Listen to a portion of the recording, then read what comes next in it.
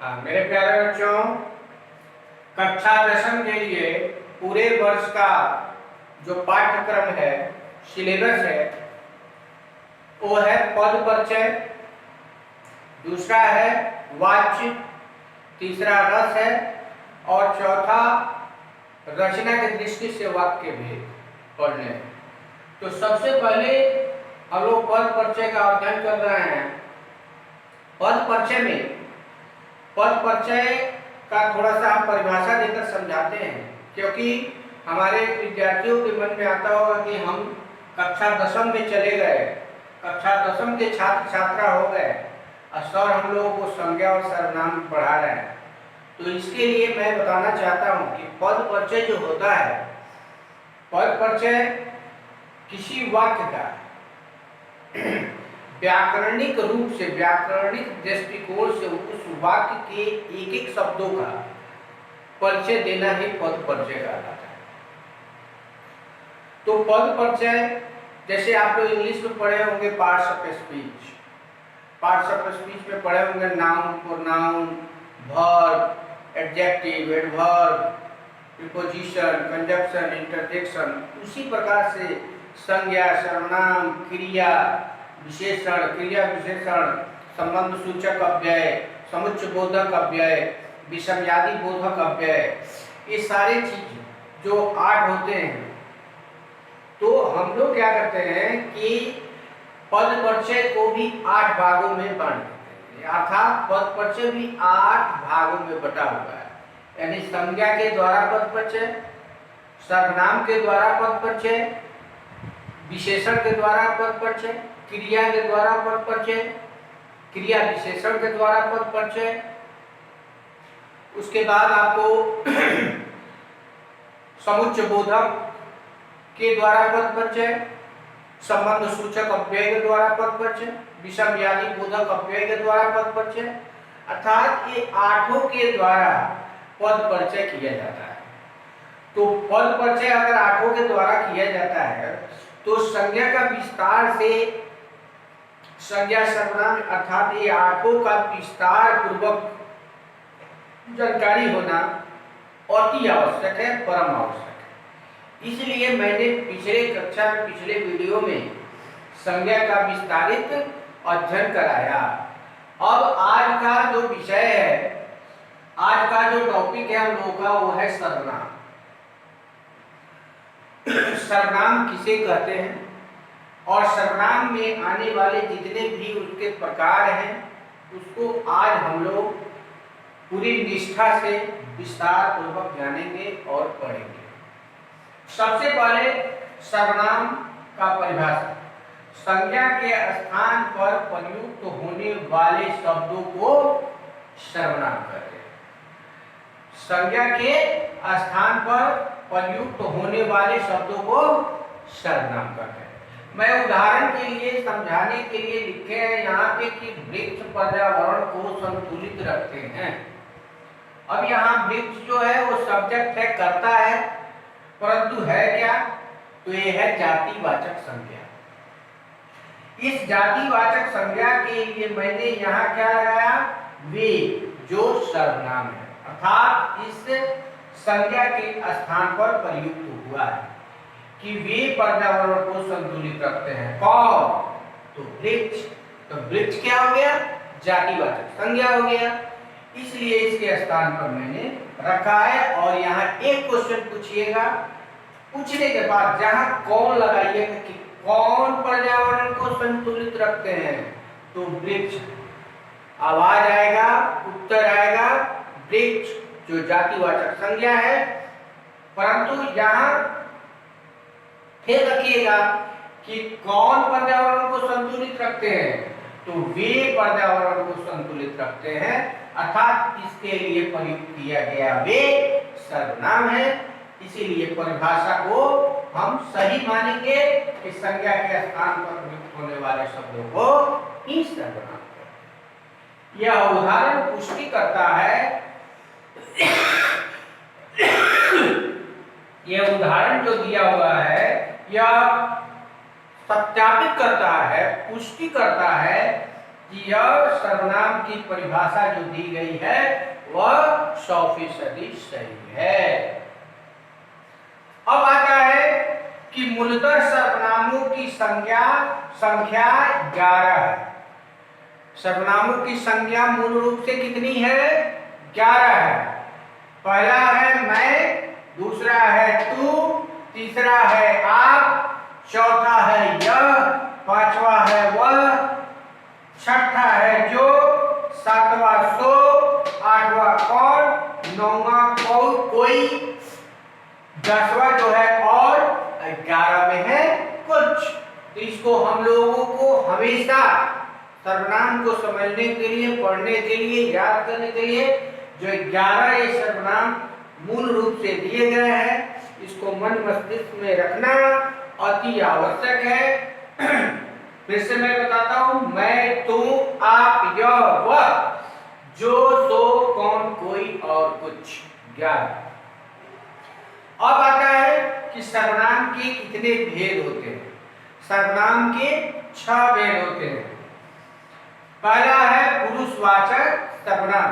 सर्वनाम के 6 भेद का पहला है पुरुषवाचक सर्वनाम, दूसरा है निजवाचक सर्वनाम, तीसरा है निश्चयवाचक सर्वनाम, चौथा है निश्चयवाचक सर्वनाम, पांचवा है प्रश्नवाचक सर्वनाम, छठा है संबंधवाचक सर्वनाम।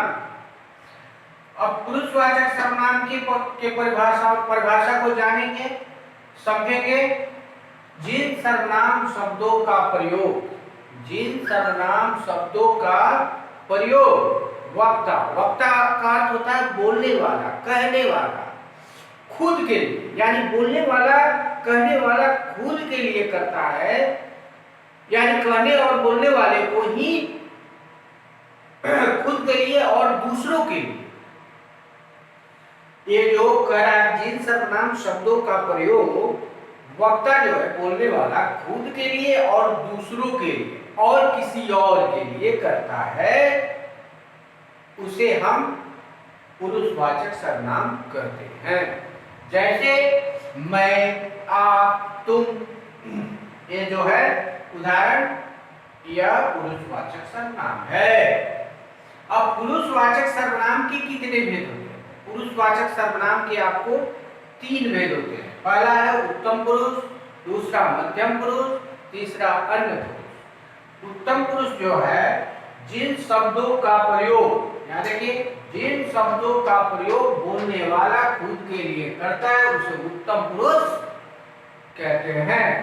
जैसे मैं, मेरा, मेरी, मुझे, मुझको, हम, हमें, हमको, हमारा, हमारे, हमारी, ये सारे जो है ऐसे अगर शब्द आते हैं तो ये सारे आपको उत्तम पुरुष में आएगा। दूसरा है मध्यम पुरुष। जिन शब्दों का प्रयोग सुनने वाले के लिए किया जाता है उसे मध्यम पुरुष कहते हैं। जैसे तू, तुम, तुझे, तुझको, तेरा, आप, तुझको, तुम्हारा, तुम्हारी, ये जितने शब्द आए हैं यह किसके अंतर्गत आएंगे? मध्यम पुरुष के अंतर्गत आएंगे। अन्य पुरुष जो है, अन्य पुरुष जिसके विषय में कुछ कहा जाए, अर्थात दूसरों के विषय में कहा जाए, उसे हम अन्य पुरुष कहते हैं। जैसे वह, यह, ये, वे, इन्हें, उनकी, उन्हें, ये सारे क्या है? अन्य पुरुष है। अन्य पुरुष में व्यक्तिवाचक संज्ञा के भी उदाहरण शामिल होते हैं। अब हम लोग विस्तार से पुरुषवाचक सर्वनाम के बारे में जानकारी हासिल किए। अब दूसरा जो इसका भेद है वो है निजवाचक सर्वनाम, जो अभी हम पढ़ाएंगे।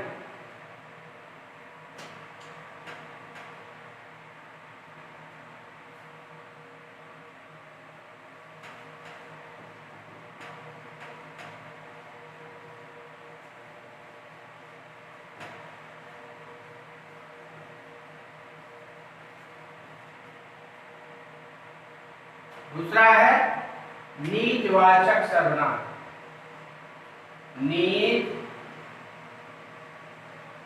वाचक सर्वनाम।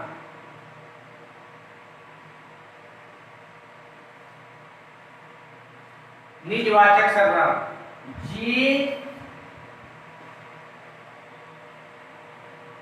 जिस सर्वनाम शब्दों का प्रयोग वक्ता अर्थात बोलने वाला बोलने वाला स्वयं के लिए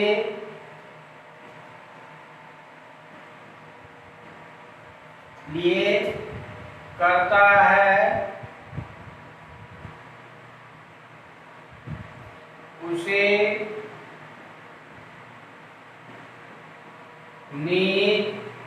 निजवाचक सर्वनाम कहते हैं।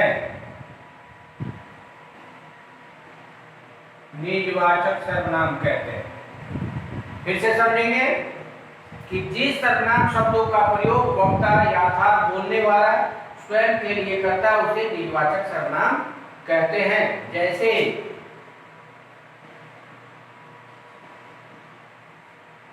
जैसे आप, खुद, स्वयं, स्वतः, अपने आप,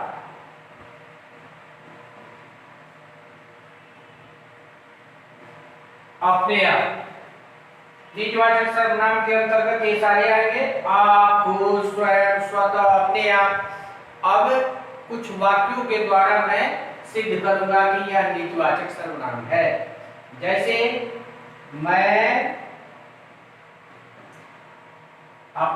अपना कपड़ा स्वयं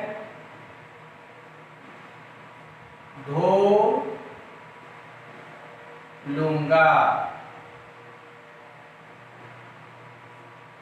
मैं अपना कपड़ा स्वयं धो लूंगा। इसमें स्वयं जो आया है यह निजवाचक सर्वनाम। मैं अपना कपड़ा स्वयं धो लूंगा। मैं अपने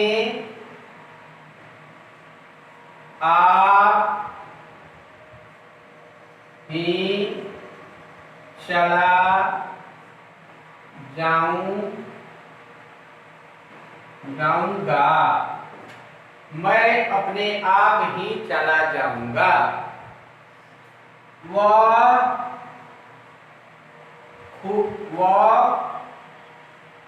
खुद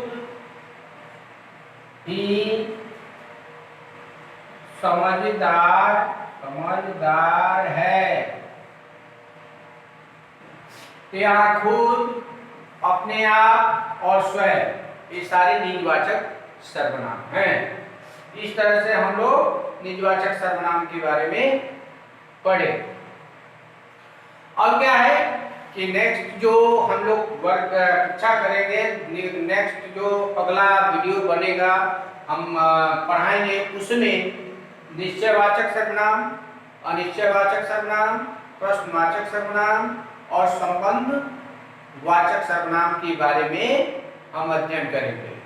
फिर से मैं सर्वनाम की पुष्टि कर देता हूँ। अभी तक जो हम लोग पढ़े हैं उसको प्यार से फिर से समझेंगे कि सर्वनाम किसे कहते हैं। सर्वनाम संज्ञा के स्थान पर प्रयुक्त होने वाले शब्दों को सर्वनाम कहते हैं। यानी जो शब्द संज्ञा के बदले आए उसे सर्वनाम कहते हैं। जैसे मैंने एक उदाहरण दिया था कि वृक्ष पर्यावरण को संतुलित रखते हैं। तो वृक्ष क्या हुआ? वृक्ष जो है जातिवाचक संज्ञा है। अब वहां एक प्रश्न पूछेंगे कि कौन पर्यावरण को संतुलित रखते हैं?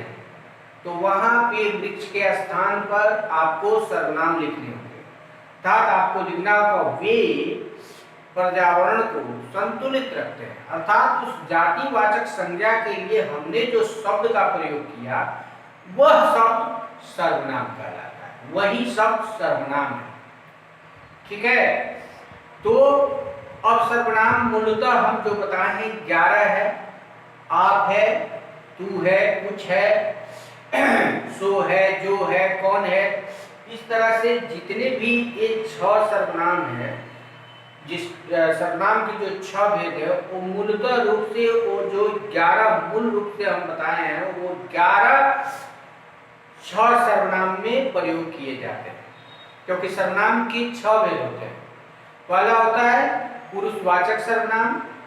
तो पुरुषवाचक सर्वनाम के लिए मैं पढ़ाया हूं आपको कि पुरुषवाचक सर्वनाम जिस सर्वनाम शब्द का प्रयोग वक्ता खुद के लिए या दूसरों के लिए करता है उसे पुरुषवाचक सर्वनाम कहते हैं। जैसे मैं, तुम, वह।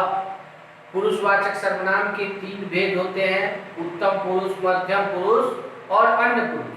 उत्तम पुरुष जो है वह कहने और बोलने वाले को उत्तम पुरुष कहते हैं, जैसे मैं है, हम है, हमारा, हमें, हमको, मुझको, मुझे, ये सारे जो आते हैं वो उत्तम पुरुष है। उसके बाद मध्यम पुरुष है, यानी सुनने के लिए जो प्रयोग किया जाता है उसे हम मध्यम पुरुष कहते हैं। जैसे तुम है, तू है, आप है, तुम्हारा है, तुम्हारी है, तुम्हें, तुमको, तुझको, ये सारे मध्यम पुरुष के अंतर्गत आते हैं। उसके बाद आता है अन्य पुरुष। अन्य पुरुष जो है वो अन्य पुरुष जिसके विषय में कुछ कहा जाए उसे अन्य पुरुष सर्वनाम कहते हैं। तो अन्य पुरुष में आता है यह, वह, उन्हें, उनको, वे,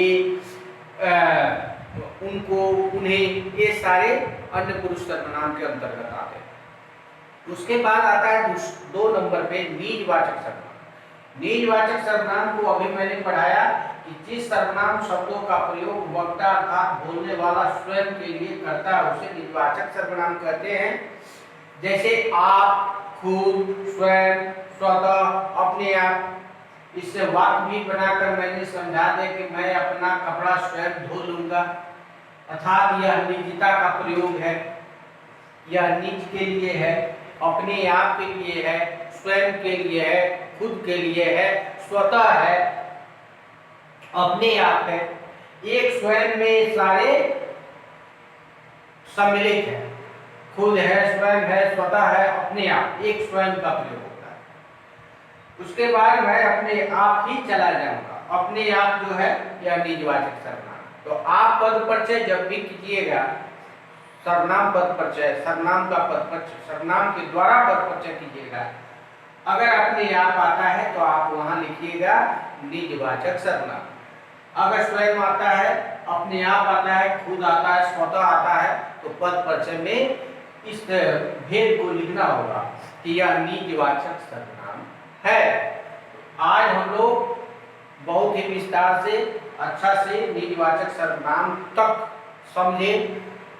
नेक्स्ट वीडियो में, नेक्स्ट कक्षा में हम लोग फिर से बता देते हैं कि इसके बाकी 4 भेदों को विस्तार पूर्वक जानेंगे। आज के लिए इतना ही। Thank you.